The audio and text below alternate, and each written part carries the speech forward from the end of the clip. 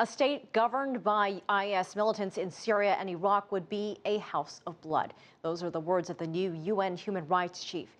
He has launched his appointment with a strongly worded address rebuking human rights abuses across ongoing conflicts. UN correspondent Li Tan has the details. A strong message from the UN's new Human Rights Commissioner, who rebuked the Islamic State extremists and the atrocities they've committed and continue to commit in Iraq and Syria. Prince Zaed al-Hussein, the first Human Rights Commissioner from the Arab world, said an Islamic State caliphate would be a harsh, mean-spirited house of blood where no shade would be offered nor shelter given to those who don't share in their ideology, be they Muslims, Christians or Jews. From a human rights perspective, it is clear that the immediate and urgent priority of the international community should be to halt the increasingly conjoined conflicts in Iraq and Syria.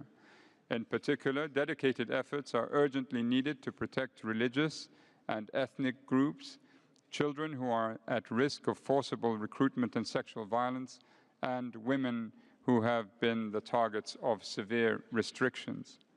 He called on the world to prioritize action against the Islamic State zealots, whom he called takfiris, which is sometimes translated as those who excommunicate or persecute non-believers or apostates. Spreading outwards from this initial anchorage in the chaos of the Syrian conflict, the Takfiri, or so-called ISIL group that currently in effect controls large swathes of northern Iraq, has demonstrated absolute and deliberate disregard for human rights. The scale of its use of brute violence against ethnic and religious groups is unprecedented in recent times, as the special session of this council made clear last week. In his wide-ranging address, the UN's human rights chief also criticized human rights abuses in Ukraine. He also called for a halt to the Israeli-Palestinian conflict and an end of the 7-year blockade of Gaza. The US and Australia weren't spared either. Zaed al-Hussein slammed Australia over its treatment of asylum seekers and the US over its detention of unaccompanied migrant children.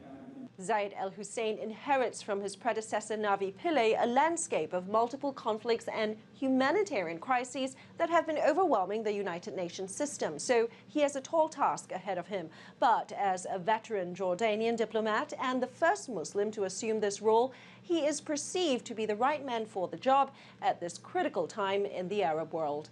Li Tan, CCTV, New York.